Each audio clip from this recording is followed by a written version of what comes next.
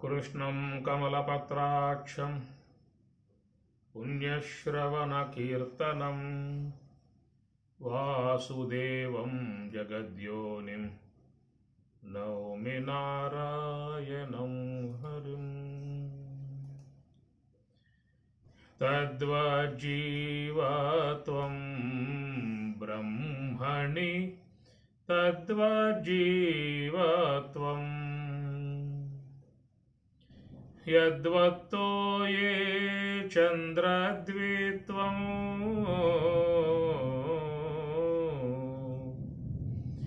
यद्वत्तो ये चन्द्रद्वित्वम् यद्वन्मुखुरे प्रतिबिम्बत्वं तद्वज्जीवत्वं ब्रह्मणि तद्वज्जीवत्वम् स्थाणौ यद्वन्नररूपत्वं स्थाणौ यद्वन्नररूपत्वं भानुकरे यद्वत्तो यत्त्वं तद्वज्जीवत्वं ब्रह्मणि तद्वज्जीवत्वम्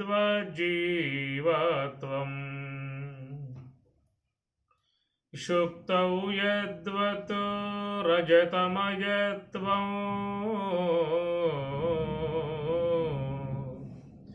शुक्तौ यद्वत् रजतमयत्वं रज्जौ यद्वत् पणिदेहत्वं तद्वज्जीवत्वं ब्रह्मणि तद्वज्जीवत्वम् परमहंस गुरुणाद्वयविद्या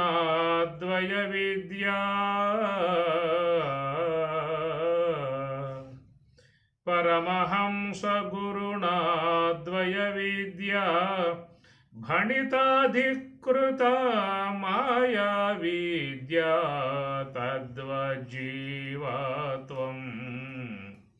ब्रह्मणि तद्वज्जीवत्वम्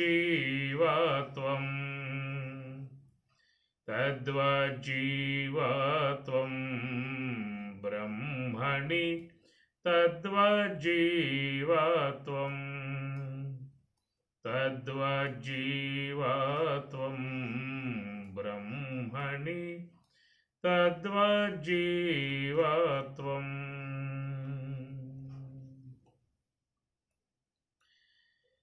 उत्तर गीता द्वितीयाध्यायము ज्ञात्वा सर्वगतं ब्रह्म सर्वज्ञं परमेश्वरम् अहं ब्रह्मेति निर्देष्टुं प्रमाणं तत्र किं भवेत्। అర్జునుడు తన సందేహాన్ని పరమాత్మ ముందు వ్యక్తపరుస్తూ ఉన్నాడు. జ్ఞాత్వా సర్వగతం బ్రహ్మ,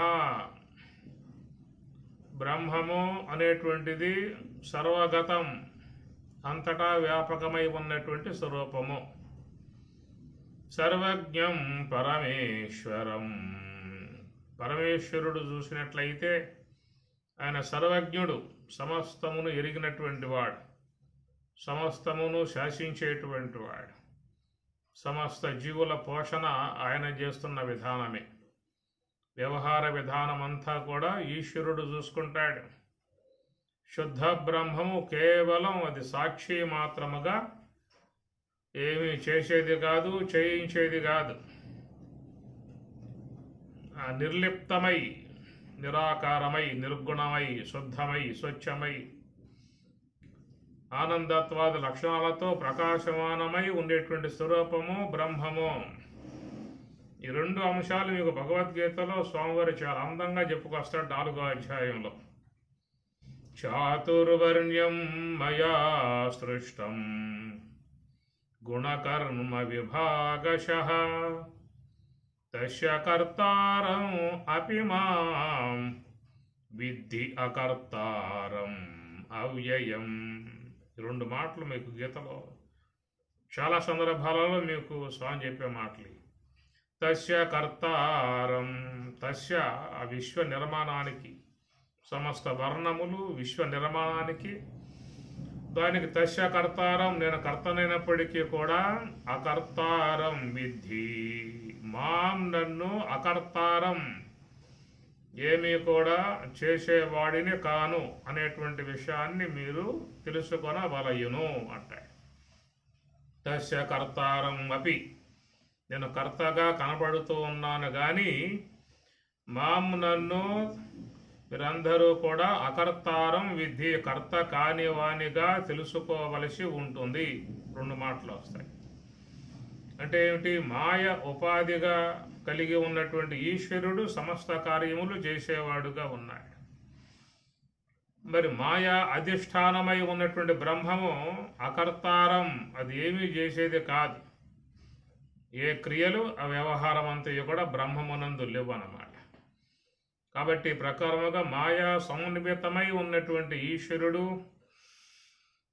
మాయా రహితమై ఉన్నటువంటి శుద్ధ బ్రహ్మము కనుక సకల మానవులు కూడా శుద్ధ బ్రహ్మమునే తెలుసుకొనవలయును. ఎందుకంటే సచ్చిదానందమై ఉన్న స్వరూపం కనుక అట్టి శుద్ధ బ్రహ్మములో చేరిపోయినట్లయితే ఇక వారికి ఎలాంటి పుట్టుకలు నబడేటువంటి ఉండవు.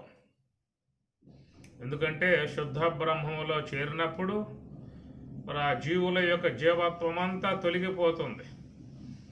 అనేక జన్మల నుంచి వచ్చేటువంటి ఆగామి సంచితాది కర్మలన్నీ కూడా, అనేక జన్మలుగా వచ్చే సంచిత కర్మలన్నీ కూడా మొత్తం కూడా మరి జ్ఞానాగ్నిలో కాలిపోతాయి. కాబట్టి ఇక వారు కేవలం బ్రహ్మమై ఉండేటువంటి స్థితి కలిగి ఉంటారు.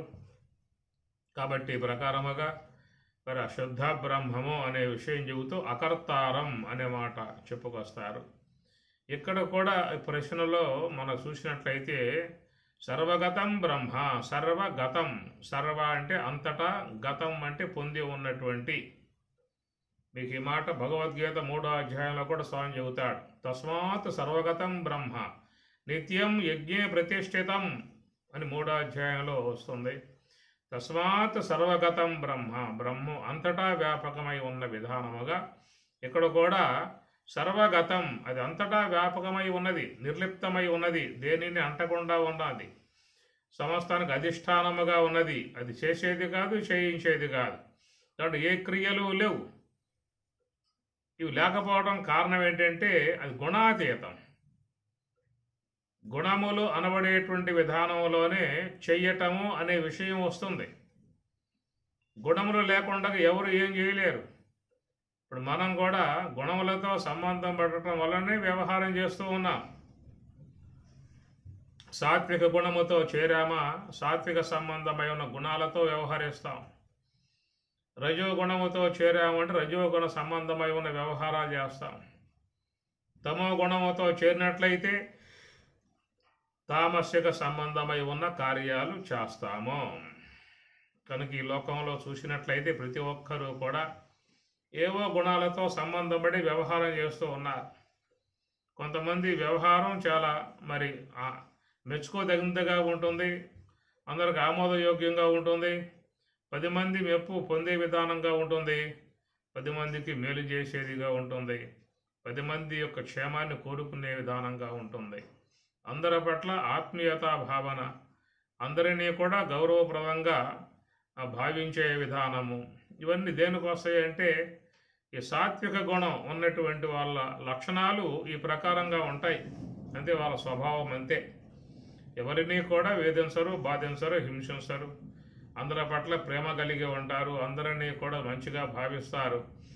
ఉపకారం చేసే గుణమే తప్ప అపకారం చేసే విధానం వాళ్ళ దగ్గర ఉండదు. ఎవరిని కూడా తప్పుపట్టి మాట్లాడటం కానీ, తప్పుగా మాట్లాడటం కానీ, గేలు చేయటం కానీ, ఎగతాలు చేయటం కానీ, అవమానపరచటం కానీ, కించపరచటం కానీ, ఇలాంటి అవలక్షణాలు అనేటువంటి వాళ్ళ దగ్గర ఉండవు. ఎందుకంటే సాత్విక సంబంధమై ఉన్నటువంటి విధానంలో ఇవేవి కూడా చేరి ఉండవు. అందరినీ కూడా ప్రేమగా చూస్తాడు, గౌరవించి మాట్లాడతాడు, అందరి పట్ల గౌరవంగా ప్రవర్తిస్తాడు. ఇవన్నీ కూడా చూస్తే ఇవి సాత్వికం. ఎవరి యొక్క స్వభావం సాత్వికమై ఉంటుందో స్వభావస్తు ప్రవర్తతే, భగవద్గీత ఉంటుంది ఏమాట, స్వభావస్తు ప్రవర్తతే. వాళ్ళ స్వభావం ఎలా ఉంటుందో అట్లాగా వాళ్ళు ప్రవర్తిస్తారట.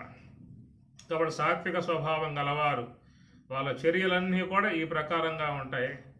అట్లనే రజోగుణం గనక వాళ్ళలో ఏర్పడిందా అంటే రజో సంబంధమై ఉన్నటువంటి క్రియలే వాళ్ళ యందు ప్రస్ఫుటమవుతూ ఉంటాయి.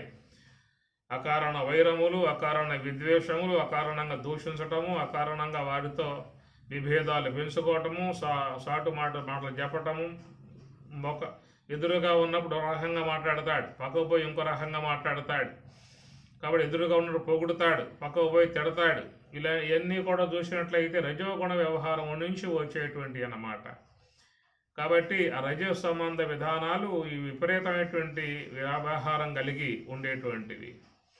అదే తమస్సు గనక కలిగి వ్యవహరించేటువంటి వాళ్ళైనట్లయితే ఇక వాళ్ళు లోక వినాశనం చేసే విధానం, కుట్రలు పనుతూ ఉంటారు, కుతంత్రాలకు దిగుతారు. కాబట్టి మంచిగా కనబడతారు, లోన వేరే రకాలుగా ప్రవర్తించే విధానాలుగా ఉంటాయి.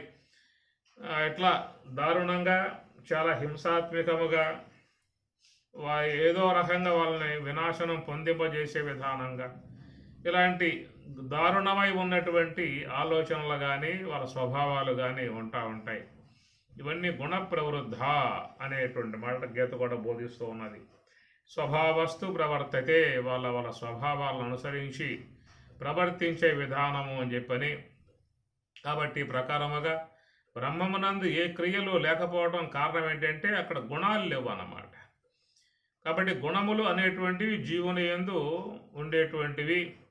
మరి దారుణంగా ప్రవర్తింపజేసేది తమో గుణమైతే, మధ్యస్థముగా ప్రవర్తింపజేసేది రజోగుణము, మంచిగా ప్రవర్తింపజేసేది సాత్వికము.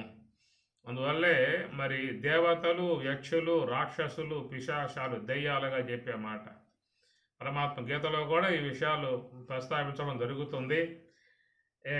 కనుక మరి సాత్విక సంబంధం కలిగి ఉన్నటువంటి వారిని దేవతలుగా భావిస్తారు.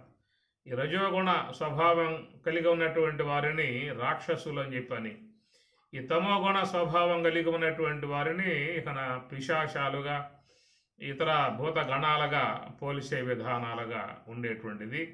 ఇదంతా కూడా గుణ ప్రవృత్తులన్నీ కూడా జీవుని యందు వర్తింపబడతాయే తప్ప బ్రహ్మములో ఎలాంటి గుణాలు లేవు. కాబట్టి బ్రహ్మం నిర్గుణుగా చెప్పే విషయం కనుక దాని ఏ క్రియలు లేవు, కేవలం శుద్ధ స్వరూపము, శుద్ధ సాత్వికమై ఉన్నటువంటి స్వరూపము, ఏ క్రియ చేసేది కాదు. అంతటా వ్యాపకమై అందరి యందు కూడా ఆ అధిష్టానత్వముగా ఉండే విధానమే తప్ప దాని ఏ క్రియలు కూడా ఉండే అవకాశాలు లేవు, గుణములు లేవు. కాబట్టి అయితే గుణములు అనబడేటువంటివి మరి ఈశ్వరుని యందు కూడా చెప్పే అవకాశం ఉంటుంది. దైవీ హేష గుణమయీ మమ మాయా దురత్యయ అని కూడా స్వామి చెప్పారు. మమ మాయా అది నాకు సంబంధించి ఉన్నటువంటిది, దాన్ని మాయా అంటారు. అది ఈశ్వరుడు చెప్పాడు కాబట్టి మమ మాయా అన్నాడు. అది ఒక మనం చెప్పాల్సి వస్తే మమ అవిద్య అని చెప్పాలి. మమ అజ్ఞానం, నా యొక్క అజ్ఞానము, నా యొక్క అవిద్య. ఎందుకంటే అందరూ కూడా అవిద్య అనేటువంటి ఉపాధి కలిగి ఉన్నారు. అదే సర్వేశ్వరుడైతే మాయ అనేది ఉపాధిగా ఉన్నటువంటి అతను కాబట్టి మమ మాయ అని ఆయన చెప్పాడు. కానీ మనం చెప్పాలంటే మమ అవిద్య అని చెప్పాలి. కాబట్టి అవిద్యోపాధికో జీవ, మాయోపాధిక ఈశ్వర. ఇది శంకరుని యొక్క వాణి. అవిద్య ఉపాధిని బట్టి జీవుడుగా, మాయ ఉపాధిని బట్టి ఈశ్వరుడుగా చెప్పే విధానం ఉంటుంది. కాబట్టి మరి ఇక్కడ పరమాత్మ కూడా ఆ శ్లోకంలో చెప్తూ దైవీహేష గుణమయీ అన్నాడు. అవునయ్యా, జీవుడు అవిద్యాబద్ధుడు కాబట్టి జీవుని యందు గుణములు ఉండే అవకాశం ఉంటుంది. గుణబద్ధుడు జీవుడు అని చెప్పన్నారు కాబట్టి గుణములతో వ్యవహరించేటువంటి వాడు జీవుడు. లోకంలో సకల మానవులు కూడా, సకల జీవులు కూడా ఈ గుణాలలోనే నిమగ్నమై ఉన్నాయి. గుణ సంబంధ వికారములే కలిగే ఉన్నాయి. కాబట్టి ఏ ప్రాణి కూడా ఈ గుణములు లేకుండా లేవు.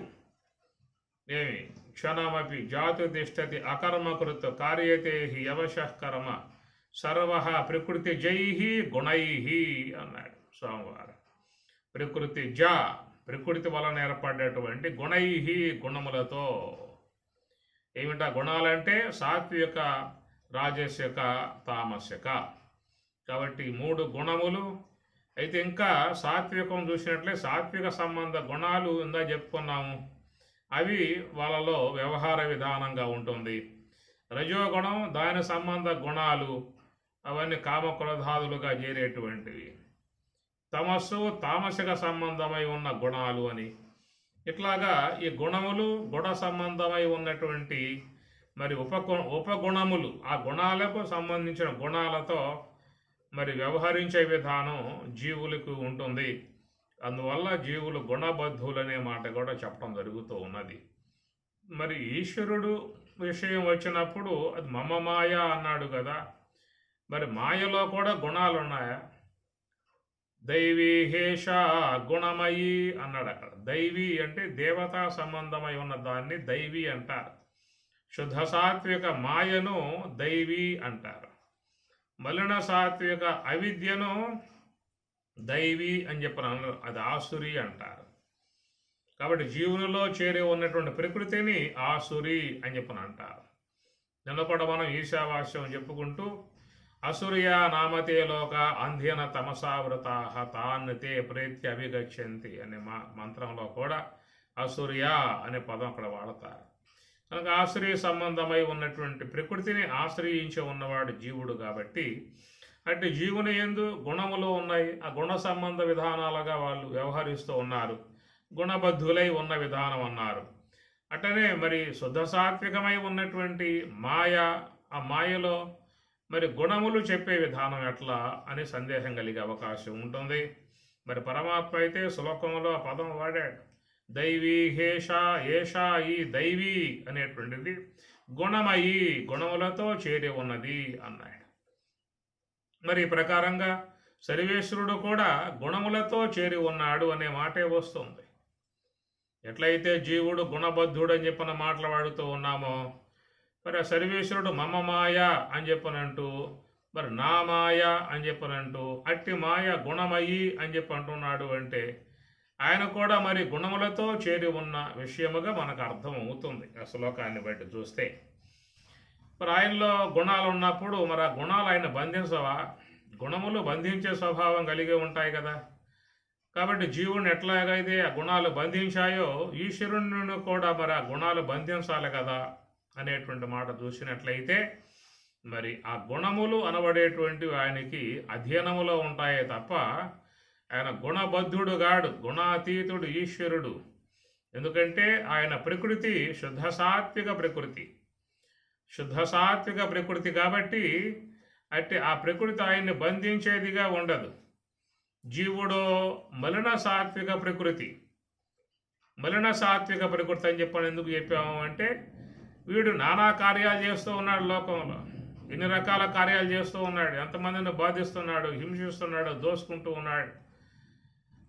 మరి అసత్యములు మాట్లాడుతూ అనేక రకాలైన వ్యవహారాలు చేస్తూ ఉన్నాడు. ఈ చేసేదానికి కూడా అత్యాశలకు లోనై, ఇంకా మరి ఇతర సంసారాది మోహాలకు లోనై అనేక వాటికి లోనై ఉన్నటువంటి వాడు. కాబట్టి మరి అవిశ్వాసములు కొంత పనిచేస్తూ ఉంటాయి కనుక అనేక కార్యములు చేయటం కారణంగా ఇతని యొక్క ప్రకృతి మలినమైపోయింది. మరి ఈశ్వరుని యొక్క ప్రకృతి దాని శుద్ధ ప్రకృతి. ఆయన ఇలాంటి కార్యాలు చేసే విధానం కాదుగా. సర్వేశ్వరుడు సమస్త జీవులకు ఉపకారం చేస్తాడు, సమస్త జీవులకు మంచి చేస్తాడు, సమస్త జీవులను ఆదరిస్తాడు, ఆదుకుంటాడు. ఏమి అనన్యాశ్యంతయంతో మాం ఏ జనా పర్యుపాసతే తేషాం నిత్యాభియుక్తానాం యోగక్షేమం వహామ్యహం. ఆయన చేసే పని ఏంటంటే యోగక్షేమం వహామి, అహం నేను వహామి, వహించి ఉన్నాను. సకల జీవులకు మేలు చేసేవాడిని తప్ప కీడు చేసేవాడిని కాదు. కాబట్టి ప్రకారముగా అన్ని జీవులకు సమవిధానముగా ఆయన ఉండేటువంటి వాడు. కాబట్టి ఆయన ప్రకృతిని మలినము అని చెప్పి అంటానికి వీల్లేదు. అది శుద్ధ ప్రకృతి, శుద్ధ సాత్విక ప్రకృతి, బ్రహ్మాకార వృత్తితో ఉన్నటువంటి ప్రకృతి. అలాంటి ఆ ప్రకృతి అనబడేది గుణమయి అనేటువంటి మాట వాడతాడు. ఇవి కొంచెం మనం విచారించినట్లయితే ఈ జీవుడు అవిద్యాబద్ధుడై ఉన్నటువంటి జీవుడు ఏ ప్రకారంగానైతే ఆయనకు 3 ఉపకరణాలు ఉన్నాయి. మలిన సాత్విక ప్రకృతిగా ఉన్నటువంటి జీవుడు 3 ఉపకరణాలు ఉన్నాయి. ఆ 3 ఉపకరణాలు ఏమిటంటే మనస్సు, బుద్ధి, అహంకారం అనబడేటువంటివి. మనస్సు, బుద్ధి, అహంకారం అనబడేటువంటివి 3 ఉపకరణాలు జీవునికి ఉన్నాయి. కాబట్టి ఉపకరణముల కారణంగానే జీవుడు వ్యవహారం చేస్తూ ఉన్నాడు. అంతఃకరణం అనబడేదే 3 భాగాలుగా ఉన్నది. అనగా మనస్సు, బుద్ధి, అహంకారం అని. ఆ మూడింటితోనే ఈ జీవుడు వ్యవహారం చేస్తున్నటువంటిది. అంతఃకరణం గనక లేకపోయిందా అంటే అసలు వ్యవహారమే లేదు. జ్ఞానేంద్రియములు, కర్మేంద్రియములు ఉన్నా కానీ ఎవరూ కూడా ఏమీ చేసే అవకాశాలు లేవు. అంతరేంద్రియం ఉంటేనే జ్ఞానేంద్రియములు పనిచేసే విధానము, కర్మేంద్రియములు పనిచేసే విధానం. అంతరేంద్రియములు లేకుండా బాహ్యేంద్రియములు, కర్మేంద్రియములు ఉండి అవేవి కూడా ఏమి చేయలేవు. అసలు అంతరేంద్రియ ప్రమేయం లేకుండా ఈ బాహ్యేంద్రియములు అనబడేటువంటి వాటికి ఉనికే ఉండదు. కాబట్టి ఈ ప్రకారంగా సమస్త వ్యవహారములను చేయించే విధానంగా ఉన్నది లోపల ఉన్నటువంటి పనిముట్టు అన్నారు, అంతఃకరణం అన్నారు. కనుక అవిద్యా ఉపాధిగా ఉన్నటువంటి జీవుడు ఈ మూడింటిని ఉపకరణముగా చేసుకుని మరి మనస్సుని ఉపకరణముగా చేసుకుని ఆయన ఆలోచనలు చేస్తూ ఉంటాడు. మన బుద్ధిని ఉపకరణంగా చేసుకుని నిశ్చయించి బోధిస్తూ ఉంటాడు. అహంకారాన్ని ఉపకరణంగా తీసుకొని అభిమానిస్తూ ఉంటాడు. ఇది మామూలుగా చెప్పే మాట. మనస్సును ఉపకరణంగా చేసుకుని జీవుడు విని సంకల్పిస్తూ ఉంటాడు. అటనే బుద్ధిని ఉపకరణంగా తీసుకుని నిశ్చయించి బోధిస్తూ ఉంటాడు. అహంకారాన్ని ఉపకరణంగా తీసుకుని సూచి అభిమానిస్తూ ఉంటాడు. ఇది జీవునికి ఉన్నటువంటి ఉపకరణములు 3. అది మనస్సు, బుద్ధి, అహంకారము అన్నారు. కాబట్టి మూడింటితో లోకంలో అందరి యొక్క వ్యవహారం అంతా కూడా ఉన్నది. కొద్దిసేపు మనస్సుతో సంబంధం కలిగి వ్యవహరిస్తూ ఉంటారు, కొద్దిసేపు బుద్ధితో సంబంధం కలిగి యోచిస్తూ ఉంటారు, నిశ్చయిస్తూ ఉంటారు. అటనే అహంకారముతో కలిసి అభిమానిస్తూ ఉంటారు. నా వారు, పరాయి వారు అని చెప్పని అభిమానించే వ్యవహారం అంతా కూడా అహంకార సంబంధమై చేరిపోతుంది. వీళ్ళంతా నా వారు, వీళ్ళంతా నా వారు కారు అని అభిమానించే గుణం అహంకారం అనేది. చక్కగా నిశ్చయించి మరి వనరులు సమకూర్చుకునే విధానములో బుద్ధి ఎంతో శాఖశక్యంగా ప్రవర్తిస్తూ ఉంటుంది. మనస్సు అనేది అనేక ఆలోచనలు కలిగి ఇంద్రియాలతో సంబంధం పడి వ్యవహరించేదిగా మనస్సు ఉంటుంది. ఈ ప్రకారంగా లోన ఉన్నటువంటి మలిన సాత్వికమై ఉన్నటువంటి జీవుడు ఈ 3 ఉపకరణాలను పెట్టుకుని ఆయన వ్యవహారం చేస్తున్నట్లుగా మరి సర్వేశ్వరుడి విషయంగా చూసినట్లయితే మమ మాయా దురత్యయ దైవీహేష గుణమయీ మమ మాయా అని స్వయంగా ఆయన గారు నా యొక్క మాయ అన్నాడు. అది కూడా మరి దైవీహేష గుణమయి 3 గుణాలు కలిగి ఉన్న విధానము అని చెప్పని. కాబట్టి ఆ 3 గుణాలు అనేటువంటి ఏంటంటే అక్కడ మరి సాత్వికం, రజోగుణం, తమో గుణం. మరి ఈ ప్రకారంగా ఆయనకు కూడా మరి అంతఃకరణ విధానంగా చెప్పుకొచ్చారు.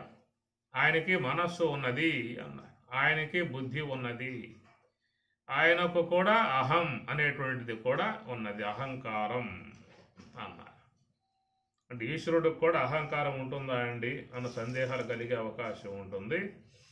దీని విషయంలో లక్ష్మణార్యులు చాలా సందర్భాలలో మంచిగా ఆ విషయాలు చెప్పినటువంటి సందర్భాలు ఉన్నాయి. మీరు వారి గ్రంథాలలో కూడా మీరు విషయాలు చూడవచ్చు. పరమాత్మయే స్వయంగా విభూతి యోగంలో చెప్పినటువంటిది. మహర్షయ సప్త పూర్వే చత్వారో మనవస్తదా మద్భావా మానసా జాత ఏషాం లోకాః ఇమాః ప్రజాః. ఏషాం ఈ లోకాః లోకములు, ఇమాః ప్రజాః ఈ ప్రజలు అందరినీ కూడా నేను నా యొక్క మనస్సు ద్వారా నిర్మాణం చేస్తున్నాను అన్నాడు. మీరు ఈ విషయాన్ని 10వ అధ్యాయం విభూతి యోగంలో చూడవచ్చు.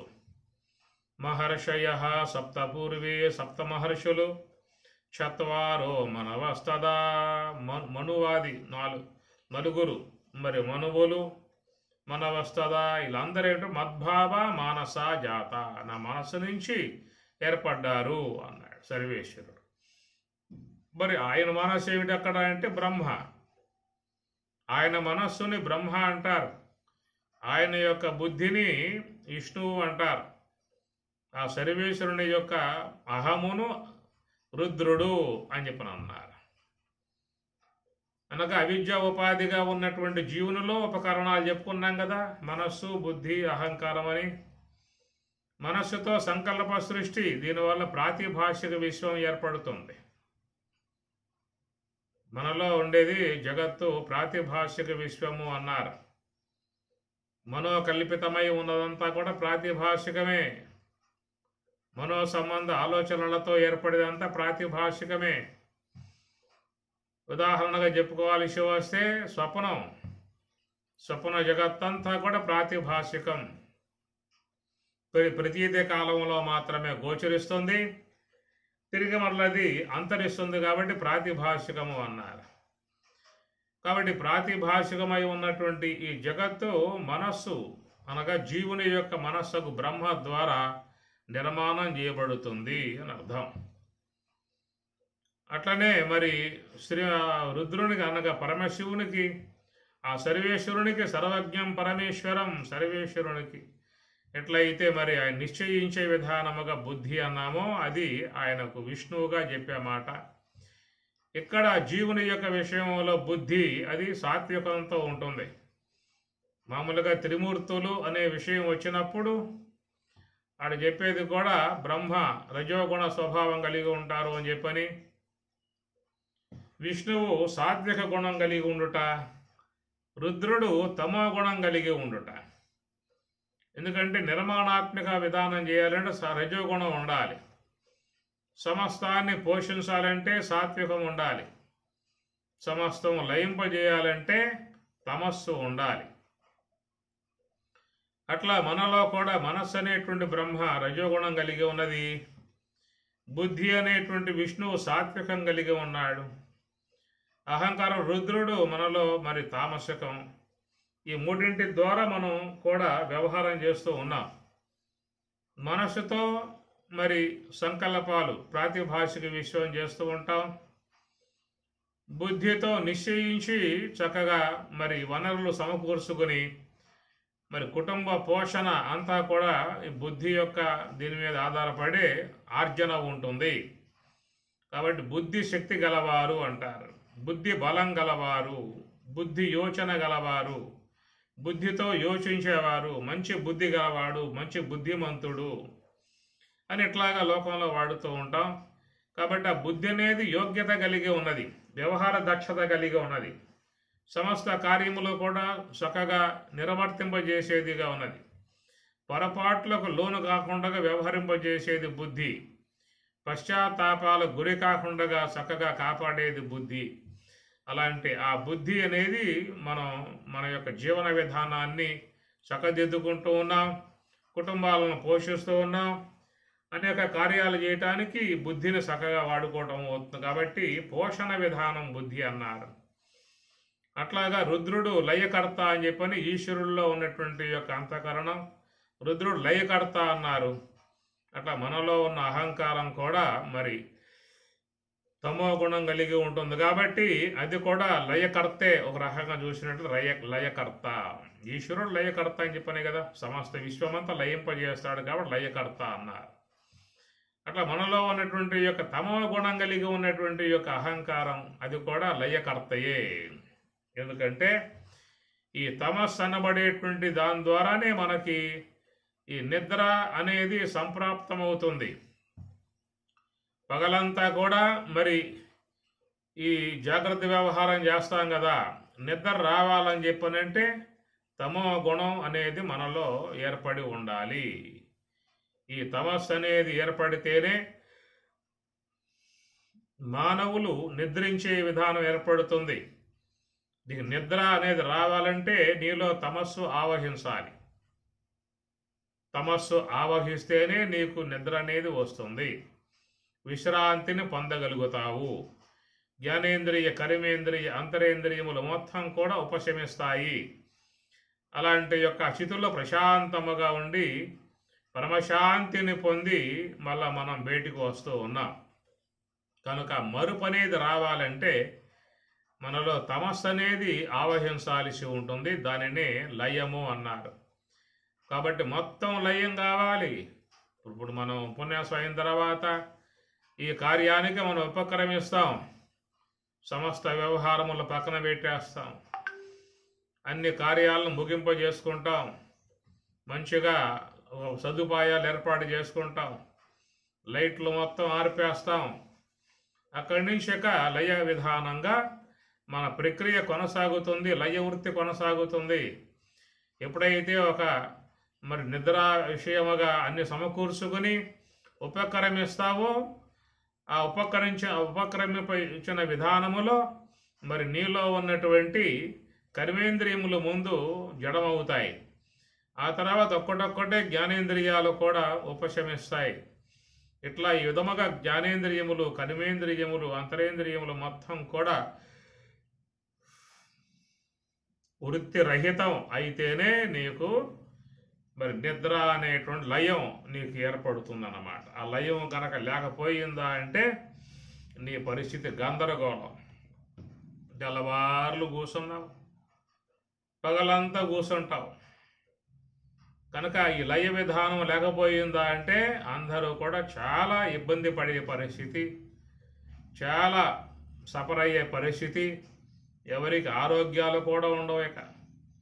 ఒకవేళ మీకు ఈ విషయం అర్థం కావాలంటే ఈరోజు రేపు మేలుకుని కూర్చోండి చాలు. ఏం అవసరంలా, మీరు ఏ శ్రమ చేయాల్సిన అవసరం లేదు. దీంట్లో టీవీలు ఉంటాయి, దాంట్లో 20, 30, 50, 100 ఛానల్స్ ఉంటాయి. రిమోట్ చేతితో పట్టుకో, తెల్లవార్లు తిప్పుతా కూర్చో చాలు. లయ విధానం పెట్టుకోమాక. ఆ విధంగా 2-3 రోజులు కనుక నువ్వు కూర్చోగలిగితే నీకు లయ విధానములో ఉన్నటువంటి విలువలు నీకు చక్కగా అర్థమయ్యే అవకాశం ఉంటుంది. దీన్ని ప్రత్యక్షంగా కూడా ఎవరైనా చూసుకోవచ్చు. అది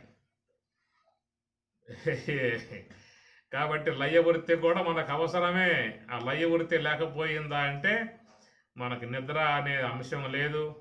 మరి ఆరోగ్యం కుంటుపడిపోతుంది. సరైన నిద్ర లేకపోయిందా అంటే ఆరోగ్యం కుంటుపడుతుంది.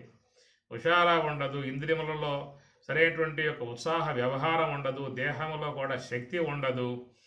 అన్నీ కూడా సనగిలిపోతాయి. మన శరీరంలో అన్నీ కూడా సనగిలిపోతాయి.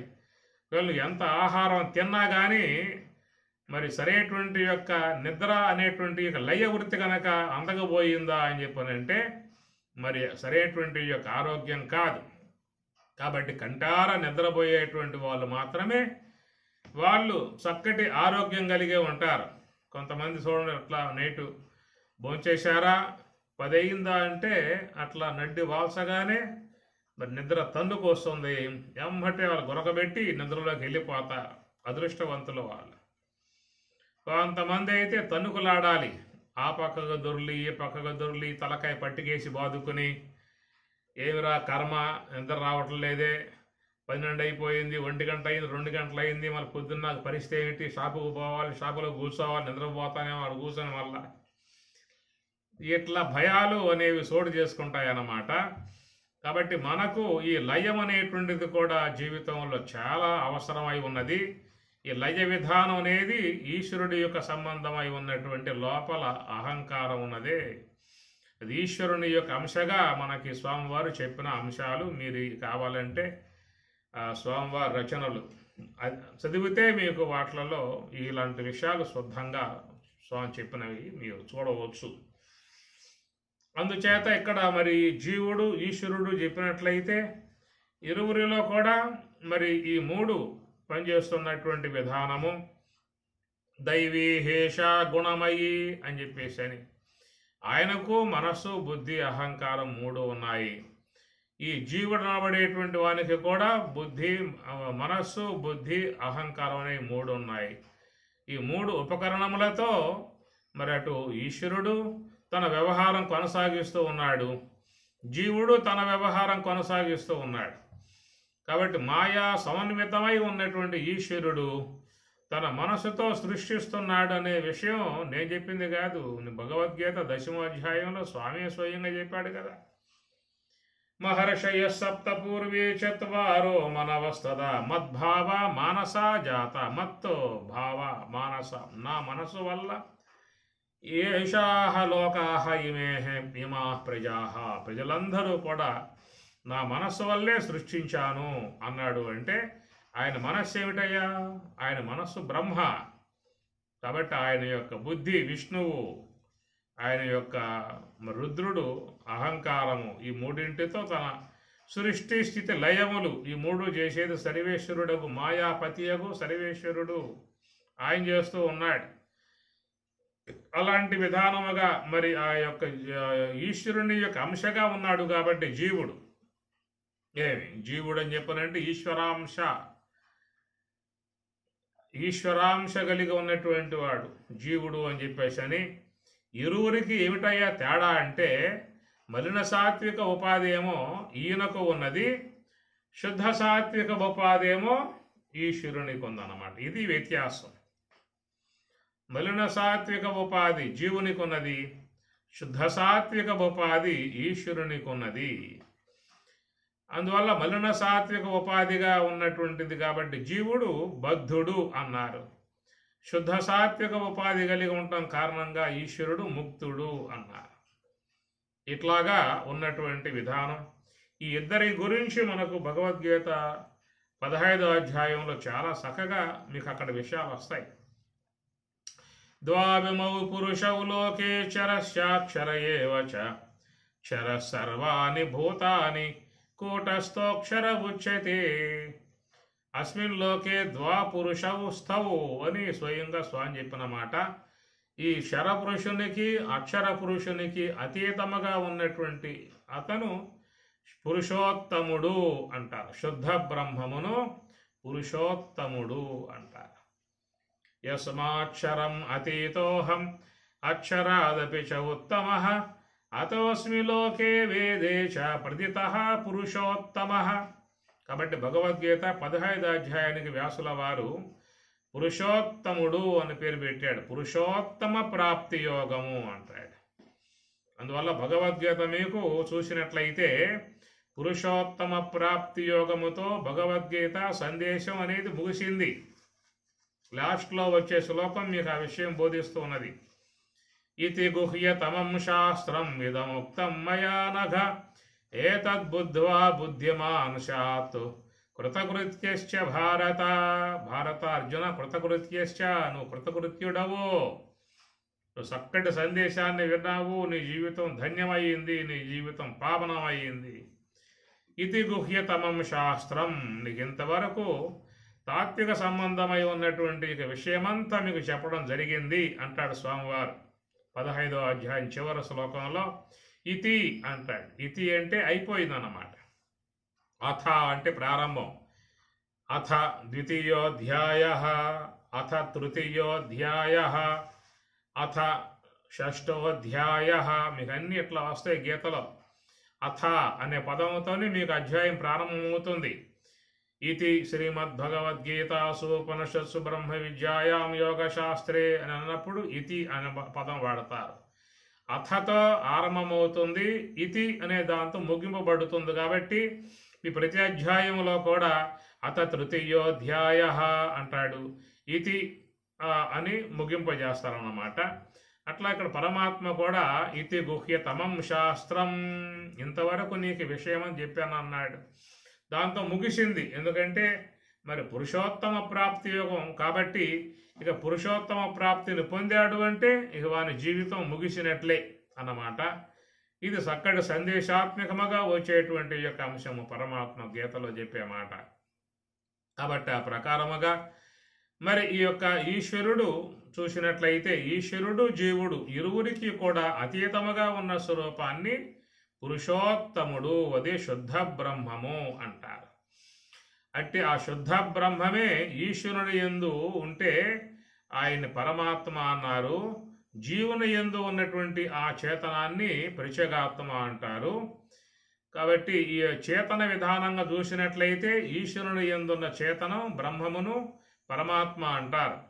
జీవుని యందున్నటువంటి ఆ చేతనముగు ఆ బ్రహ్మమును ప్రత్యేగాత్మ అంటారు. గమనించాల్సిన అంశాలు ఇవి. ఉపహితమై ఉన్నటువంటి చేతనములు ప్రత్యేగాత్మ పరమాత్మ అంటారు. నిరుపాధిక చేతనం బ్రహ్మము అంటారు.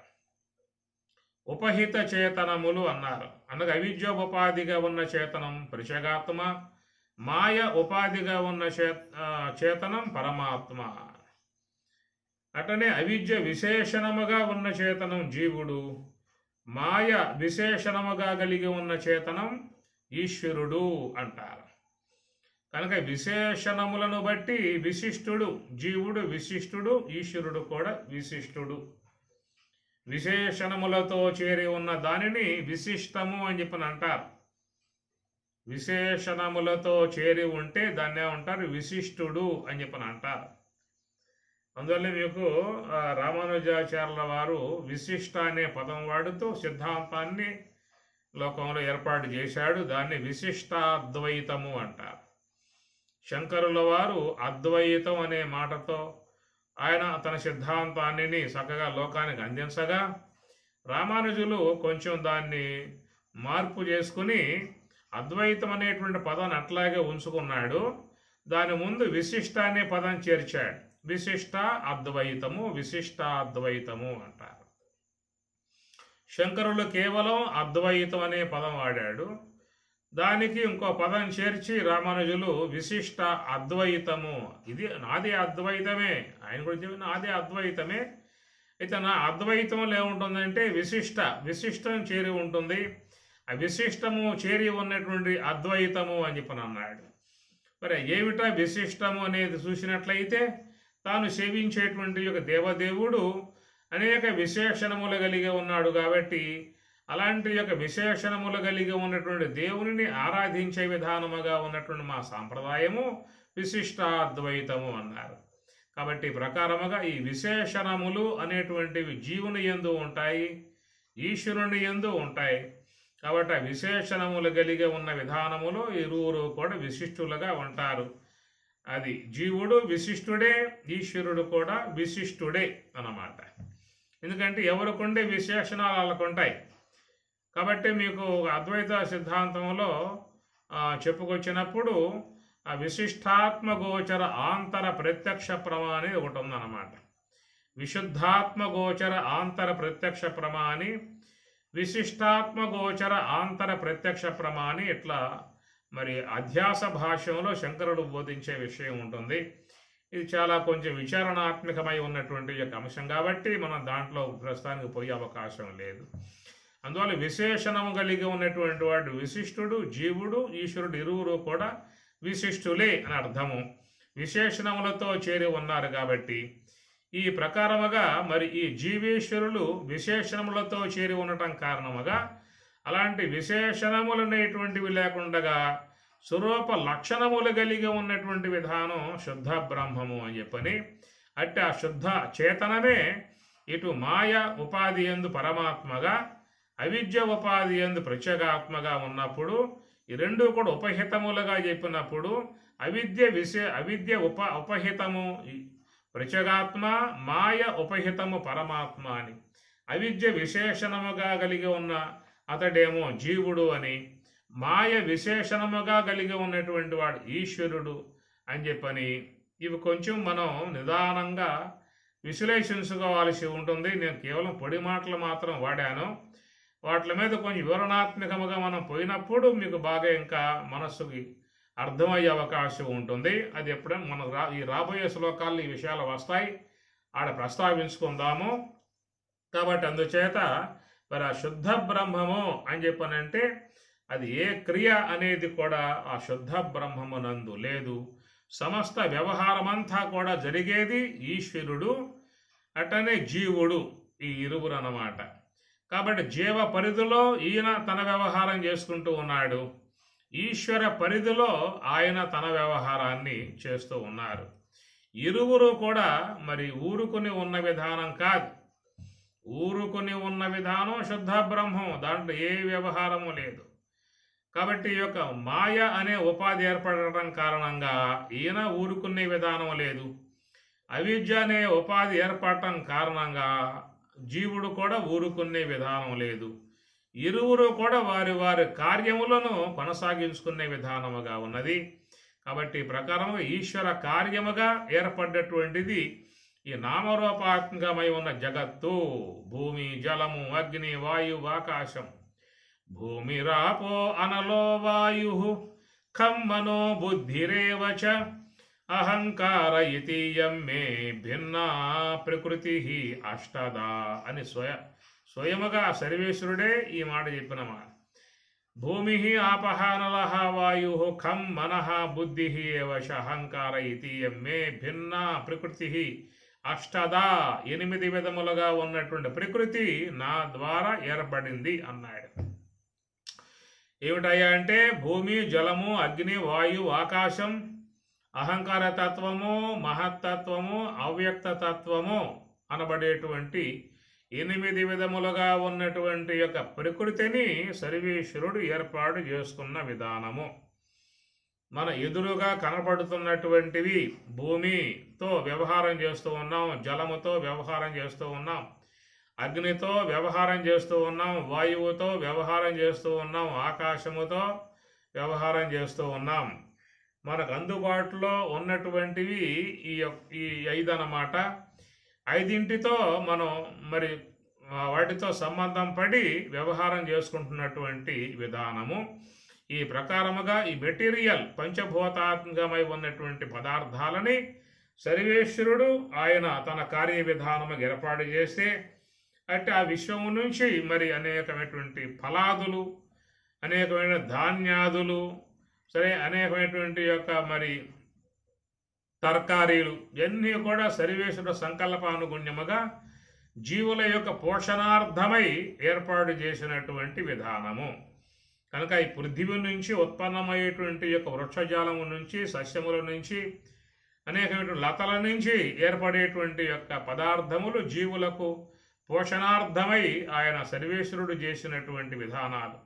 అత్యద్భుతమై ఉన్నటువంటి నిర్మాణాత్మక ప్రక్రియ అంతా కూడా అనూహ్యమై ఉన్నటువంటిది. ఎంత శోధించినా కానీ ఇంకా తెలియబడేటువంటి యొక్క విశేషములు కలిగి ఉన్న జగత్తుని సర్వేశ్వరుడు మన ముందు ఆవిష్కరింపజేశాడు. ఇట్లా ఈశ్వర కార్యం ఈ రూపకంగా ఉంటే మరి ఆ జీవుడు మరి ఈశ్వరాంశగా ఉన్నటువంటి జీవుడు మమైవాంశో జీవలోకే స్వామివారే స్వయంగా చెప్పారు. మమ అంశ జీవ, ఆ జీవుడు నా యొక్క అంశమే అని ఈశ్వరుడు చెప్పాడు. కనుక అటు ఈశ్వరాంశగా ఉన్నటువంటి జీవుడు కూడా వాడు ఖాళీగా ఉన్న వ్యవహారం కాదు, ఎన్నో అద్భుతాలని ఆవిష్కరింపజేస్తూ ఉన్నాడు ఈ జీవుడు. ఈనాడు చూస్తే విశ్వమంతా కూడా ఎన్ని రకాలైనటువంటి యొక్క కట్టడాలు, ఎన్ని రకాలైనటువంటి యొక్క నిర్మాణములు, ఎన్ని రకాలైనటువంటి యొక్క అత్యద్భుతాలు వీడు కూడా చేస్తూ ఉన్నాడు. ఎన్ని రకాలైనటువంటి యొక్క అత్యద్భుతాలు విశ్వం నుంచి లాక్కొస్తా ఉన్నాడు సర్వేశ్వరుడు. విశ్వములో మరి ఆ మాయ యొక్క శక్తిలో దాచిపెట్టినటువంటి అనేకమై ఉన్నటువంటి యొక్క మహిమలు, మామూలుగా తపస్సేసేటువంటి యొక్క మహాత్ములైతే నివృత్తి మార్గంలో పయనించి వాళ్ళు ఈశ్వరుని సన్నిధికి చేరి ఆ ఈశ్వరుని యొక్క సన్నిధిలో ఉన్నటువంటి అణిమ, అరిమ, అణిమ, లఘిమ, గరిమ, ప్రాప్తి, ప్రాకామ్యం, ఈశత్వం ఎన్ని అష్టసిద్ధులు అంటారు. ఇలాంటి అష్టసిద్ధులు ఈశ్వరుని యందే ఉన్నాయి. ఇవి మహాత్ములు నివృత్తి మార్గములో తపస్సు ద్వారా ఈశ్వరాంశమును పొంది ఈశ్వర సాన్నిధ్యమును చేరి అక్కడ ఏర్పడ్డటువంటి యొక్క మహిమలతో వారు ఈ లోకంలోకి వస్తూ ఉన్నారు. అనేక మహిమలను వాళ్ళు లోకంలో ప్రదర్శింపజేస్తూ ఉన్నారు.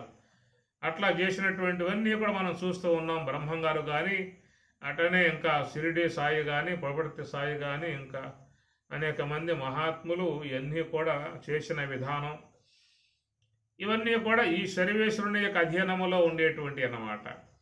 అట్టనే మరి ఆ సర్వేశ్వరుని యొక్క నిర్మాణాత్మకమై ఉన్నటువంటి ప్రకృతి నుంచి అనేక అద్భుతాలు ఈ జీవుడు లాక్కొస్తూ ఉన్నటువంటి విధానము నాడు చూస్తే ఎన్నెన్ని ఆశ్చర్యం గొలిపేటువంటివో మనం లోకంలో చూస్తూ ఉన్నాం. అత్యద్భుతాలు నిర్మాణం చేస్తూ ఉన్నాడు, ఎన్నెన్నో కొత్త కొత్త కనిపెడుతూ ఉన్నాడు, కొత్త కొత్త విశేషాలు తీసుకొస్తూ ఉన్నాడు. అవన్నీ సకల మానవులు కూడా తమ యొక్క వాడకంలో పెట్టుకుంటూ ఉన్నారు. చూసినట్లయితే ఆశ్చర్య గొలిపే విధానాలుగా మనం ఈనాడు మరి మానవుడు జీవుడు నిర్మాణం చేస్తున్నటువంటిది. అలాంటి యొక్క మేధా సంపత్తి మరి మమైవాంశో జీవలోకే, నా అంశ జీవుడనే మాటగా స్వామి చెప్పినందుకు గాను అట్టి ఆ జీవుడు మరి మానవ తనువులో ఉన్న జీవుడు మాత్రమే మనం చెప్పుకోవాల్సి ఉంటుంది. ఇతర దేహాలలో ఉన్న జీవునికి అలాంటి సౌలభ్యములుగా లేవు. ఇతర మానవేతర జీవులు అన్నప్పుడు పశువు, పక్షి, క్రిమి, కీట అనేకమై ఉన్నటువంటి 80 సంఖ్యాత్మకమై ఉన్నటువంటి అసంఖ్యాకములై ఉన్నటువంటి జీవులలో ఇంత వికసన బుద్ధి లేదు, ఒక మానవుని యందు మాత్రమే కనబడుతున్నది. అట్టి మానవుడు తన యొక్క యోచన చేత, ఆలోచన చేత అనేక అద్భుతాలు లోకంలో ఆవిష్కరింప చేస్తున్నటువంటి విధానము. ఇలాంటివి చూసినప్పుడు మరి జీవుడు కూడా ఒక రకంగా చూస్తే ఈశ్వరుడే అనేటువంటి మాట కూడా మనకు వినపడతా ఉన్నది. పరమాత్మ ఈ మాట 15వ అధ్యాయంలో వాడాడు. ఈశ్వర అనే పదాన్ని జీవునికి వాడతాడు పరమాత్మ 15వ అధ్యాయంలో. ఎక్కడ అని చెప్పనంటే, శరీరం యత్ అవాప్నోతి ఉత్క్రామతీశ్వర గృహీత్వైతాని సంయాతి వాయు గంధాని వాసయాత్. శరీరం యత్ అవాప్నోతి ఉత్క్రామతీశ్వర అంటాడు. ఉత్క్రామతి ఈశ్వర, ఈశ్వరుడు ఉత్క్రామతి అనే దేహమును వదిలి పైకి పోతున్నాడు అనే మాటలో జీవుణ్ణి ఉద్దేశించి ఈశ్వరుడు అనేటువంటి మాట పరమాత్మ వాడతాడు. కారణం ఏంటంటే, ఎట్లయితే ఈశ్వరుడు అత్యద్భుతాలు నిర్మాణం చేశాడు జగద్రూపకముగా, అట్టి ఆ జగత్ పదార్థాలని ఉపకరణములుగా చేసుకుని వీడు తన యొక్క మేధస్సుతో, తన యొక్క ఆలోచనతో ఎన్నెన్నో కొత్త కొత్త వింతలు, కొత్త కొత్తమైనటువంటి యొక్క అద్భుతాలను వీడు నిర్మాణం చేస్తూ ఉన్నటువంటిది. కాబట్టి ఇతడు కూడా ఒక రకంగా చూస్తే నిర్మాణాత్మకములో ఈశ్వరుడి యొక్క విధానంగా కలిగి ఉన్నటువంటిది. కాబట్టి మరి ఆ జీవుడు ఈశ్వరుడు ఇద్దరూ కూడా ఎప్పుడు కూడా వ్యవహార విధానంలో నిర్మాణాత్మక ప్రక్రియలో ఉన్నటువంటిది మనం చూసినట్లయితే. కాబట్టి ఈ ప్రకారముగా మరి జీవుడు ఈశ్వరుడు ఇరువురు కూడా ఉపాధి విధానాలను అనుసరించి కొంత భేదత్వం కనబడతా ఉన్నది. ఈయనేమో అవిద్య ఉపాధిగా ఉన్నటువంటి జీవుడైతే, ఆయన మాయ ఉపాధిగా ఉన్నటువంటి ఈశ్వరుడైతే, మాయ ఉపాధిని బట్టి ఈశ్వరుడు అన్నాం, అవిద్య ఉపాధిని బట్టి ఏమో జీవుడు అని చెప్పి అన్నాం. ఇరువురు కూడా సృష్టి కార్యములలో నిమగ్నమై ఉన్నారు. సృష్టి కార్యములో నిమగ్నమై ఉన్నారు. విశ్వ జగత్తులో ఈ నిర్మాణాత్మకమంతయు కూడా. కాబట్టి జీవుడు కూడా ఒక మరి ప్రజాపతి, దక్ష ప్రజాపతి లాగా జీవులందరూ కూడా ప్రజాపతులే. మరి ఎంతోమందిని ఆవిష్కరింప చేస్తూ ఉన్నారు, నిర్మాణం చేస్తూ ఉన్నారు, పుట్టుకలు కలగా చేస్తూ ఉన్నారు, కొత్త కొత్త అద్భుతాలు సృష్టిస్తూ ఉన్నారు. కాబట్టి మరి ఆ యొక్క ఈశ్వరునికి ఉన్నటువంటి మహిమాన్విత శక్తులు మరి జీవునికి కూడా ఆలోచనాత్మకముగా ఉన్నాయి. కాబట్టి అనేక అద్భుతాలు నిర్మాణం చేస్తున్నటువంటి విధానము. మరి చూడండి, రాకెట్లు చంద్రమండలం ఇతర గ్రహాలకు కూడా పోయే విధానముగా ఉన్నాయంటే ఒక అద్భుతాన్ని సృష్టించాడు.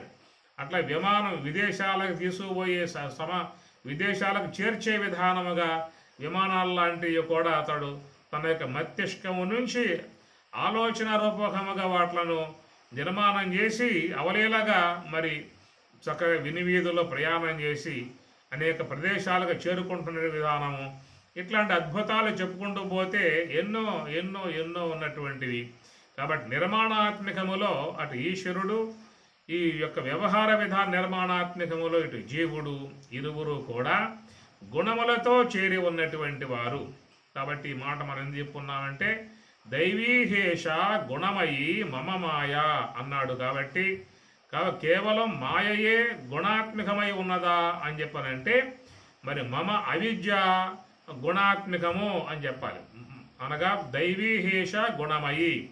అట్లనే మనలో అవిద్యాహేష గుణమయి, అవిద్య కూడా గుణమయి, గుణములతో చేరి ఉన్నాయి. వాటి యొక్క సంబంధ అంశాలు లక్ష్మణార్యులు ఈ రూపకంగా చెప్పుకొచ్చారు.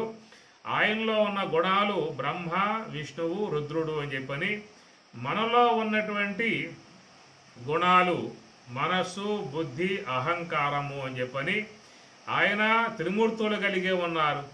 ఈ జీవుడు కూడా త్రిమూర్తులు కలిగే ఉన్నారు. ఆయన అట్లా తన మనస్సుతో ఈ వ్యావహారిక సృష్టి నిర్మాణం చేస్తూ ఉన్నాడు. అట్లా ఈ జీవుడు కూడా తన యొక్క మనోసంకల్పముతో ప్రాతిభాషిక సృష్టి వ్యవహారం ఏం చేస్తూ ఉన్నాడు. తన యొక్క బుద్ధి యొక్క విష్ణువుతో ఏ ప్రకారంగా విశ్వము యొక్క నిర్మాణాత్మక విశ్వ పోషణ విధానంలో ఆయనను ఆ పోషణ విధానముగా ఈశ్వరుడు చేస్తున్నట్లుగా మనలో ఉన్నటువంటి యొక్క బుద్ధి యొక్క విష్ణువుతో చక్కగా విచారించి ఎట్లా చేయాలో, ఏ విధంగా చేయాలో, ఎట్లా చేస్తే ప్రమాదాలు ఉండవో, ఏ విధంగా చేస్తే ఇబ్బందులు రావో అనే విధానంగా చక్కగా యోచించి బుద్ధితో మనం కూడా చక్కగా పోషణ వ్యవహారం చేసుకుంటూ ఉన్నాము. ఆయన యొక్క లయ విధానములో రుద్రుడు ఎట్లా లయ విధానముగా సమస్త జగత్తుని లయింపజేయటం, అనగా ప్రళయ కాలములో సమస్త జగత్తు లయింపజేస్తాడు. మరలా మళ్ళా జాగ్రత్త కాలంలో సమస్త సృష్టిని కూడా నిర్మాణం చేస్తూ ఉన్నాడు. భూత్వా ప్రలీయతే, గీత అంటుంది ఈ మాట. భూత్వా ప్రలీయతే, లయమైపోతున్నది, మళ్ళా ఆవిర్భావం అవుతూ ఉన్నది. అవ్యక్తాత్ వ్యక్తయ సర్వాః ప్రభవంతి ఆగమే రాత్రి ఆగమే ప్రలీయంతే తత్రైవ అవ్యక్త సంజ్ఞకే అని ఈ సృష్టి యొక్క లయ విధానాన్ని మనకి 8వ అధ్యాయంలో మంచిగా చెప్తున్న అంశాలు చాలా ఉన్నాయి అక్కడ.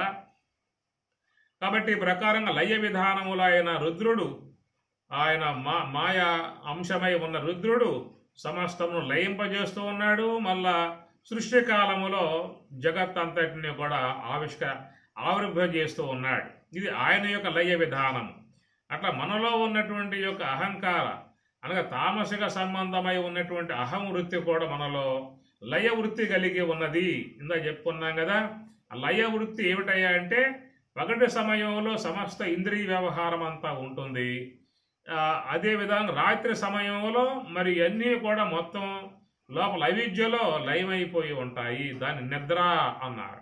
నిద్ర సమయంలో చూసినట్లయితే మరి జ్ఞానేంద్రియములు, కర్మేంద్రియములు, అంతరేంద్రియములు, ఆలోచనలు కానీ ఏవైతే ఉన్నాయి మొత్తం కూడా మరి ఆ యొక్క తమస్సులో లయమైపోతున్నాయి. కాబట్టి అలాంటి లయ పరిచయ విధానముగా మనలో ఉన్నట్టు రుద్రుడు అహం యొక్క వృత్తి అని చెప్పేసి సృష్టి స్థితి లయములు ఈశ్వరుని యందు ఉన్నట్లుగానే మనలో కూడా సృష్టి స్థితి లయములు ఈ 3 ఉన్నాయి. అనగా సృష్టి అంటే మరి మనస్సు ద్వారా ఆలోచన చేసే విధానం అంతా ప్రాతిభాషిక సృష్టి అని చెప్పని, మనలో బుద్ధి అనే విష్ణువు ద్వారా సమస్త వ్యవహారములు చక్కదిద్దుకుని వ్యవహారం చేసి సమస్త కుటుంబాలను పోషింపజేసుకునే విధానముగా బుద్ధి యొక్క శక్తి అని చెప్పేసి మనలో ఉన్నటువంటి రుద్రుడకు అహంకారము అవిద్య సమన్వితం కాబట్టి అది మరి చక్కగా సకల జీవులకు కూడా విశ్రాంతి విధానముగా సుషుప్తిని ప్రసాదించి లయ కార్యం చేస్తున్న విధానము. కనుక ఆ పక్క సృష్టి స్థితి లయములు ఈశ్వరుని యందు ఉన్నాయి. ఈ ప్రక్క జీవుని యందు కూడా సృష్టి స్థితి లయములు అనబడేటువంటివి 3 ఉన్నాయి. అందువల్ల ఈయన క్షర పురుషుడు, ఆయన అక్షర పురుషుడు. కాబట్టి జీవుడు ఈశ్వరుడు అనబడేటువంటి విధానముగా విశ్వములో చేరి ఉన్నటువంటి యొక్క విధానము. కాబట్టి జ్ఞాత్వా సర్వగతం బ్రహ్మ సర్వజ్ఞం పరమేశ్వరం. కాబట్టి ఈ ప్రకారం చూసినట్లయితే జ్ఞాత్వా సర్వగతం బ్రహ్మ, ఆ బ్రహ్మములో ఏమీ లేవు, ఆ బ్రహ్మము ఏమీ చేసేది కాదు, నిర్లిప్తముగా ఉండేది, గుణాలు లేకపోవడం కారణముగా బ్రహ్మములో ఏ క్రియ లేదు అనే విధానం. అందువల్ల బ్రహ్మమును నిష్క్రియుడని చెప్పనన్నారు.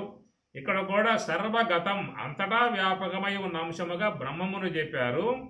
సర్వజ్ఞం పరమేశ్వరం, కాబట్టి పరమేశ్వరుని యొక్క విషయముగా ఈశ్వరుని యొక్క విషయముగా సర్వజ్ఞత్వమును ఈశ్వరుని యందు చెప్పారు. కాబట్టి అంటే ఆ ఈశ్వరుడు అనేటువంటి విషయంగా మనం మాట్లాడుకుంటూ మరి ఆ ఈశ్వరుడు అన్నప్పుడు ఈ పక్క జీవుడు అనే విషయముగా తీసుకున్నాము.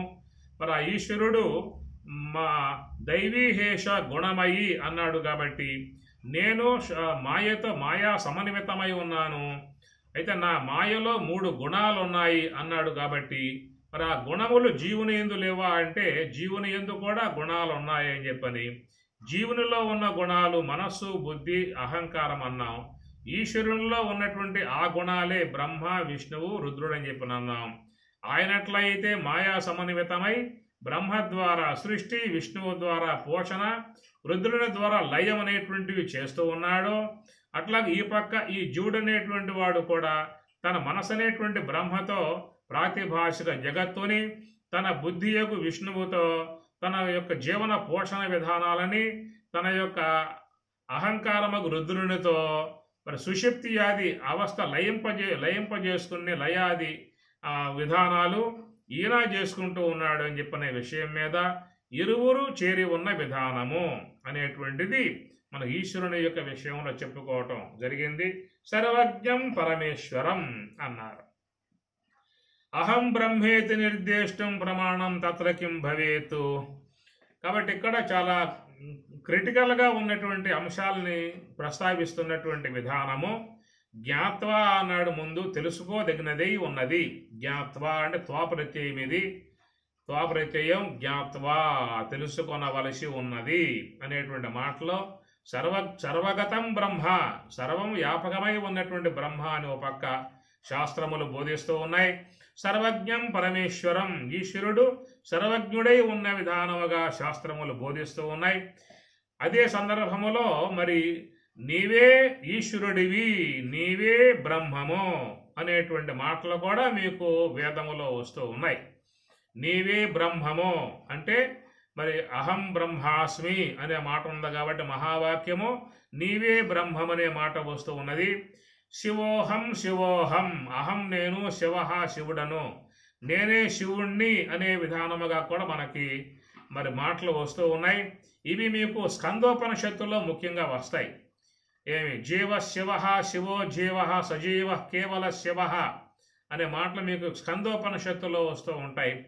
మరి ఈ ప్రకారముగా నీవే బ్రహ్మము, నీవే ఈశ్వరుడవు అనే మాట వస్తూ ఉన్నప్పుడు నీవు జీవుడై ఉన్నటువంటి విధానములో మరి నీవెట్లా బ్రహ్మము, నీవెట్లా ఈశ్వరుడవు, ఈ విషయం మీద ఇక్కడ ప్రస్తావిస్తూ అర్జునుడు అహం బ్రహ్మ ఇది నిర్దేశం, నేను బ్రహ్మమును అని చెప్పనంటానికి గల విధానములో ప్రమాణం తత్ర కిం భవేత్, తత్ర కిం కిం ఈ విషయములో మరి ప్రమాణం ఏమిటి? ప్రమాణం అసలు ఏమి? ఆయనకుండే గొప్పతనం ఆయనకున్నది, ఈయనకుండే గొప్పతనం ఈయనకున్నది, ఈ జీవుడికి ఉండేటువంటి యొక్క అవలక్షణాలు జీవునికి ఉన్నాయి.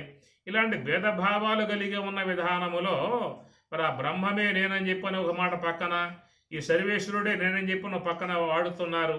మరి ఏ కోణము నుంచి ఇది మనం అర్థం చేసుకోవాల్సి ఉంటుందనేటువంటి మాటగా అహం బ్రహ్మ ఇది, నేను బ్రహ్మం అనేటువంటిది నిర్దేష్టం, నిశ్చయించుకోవటానికి గల ప్రమాణం తత్ర కిం భవేత్, ఈ విషయంలో ఆ ప్రమాణం ఏమున్నది అన్నటువంటి కోణములో ఇది ప్రశ్నాత్మకముగా ఏర్పడ్డటువంటి యొక్క అంశం. దీని మీద మళ్ళీ కొంత విచారణ రేపు మనం కొనసాగించుకోవాల్సి ఉంటుంది.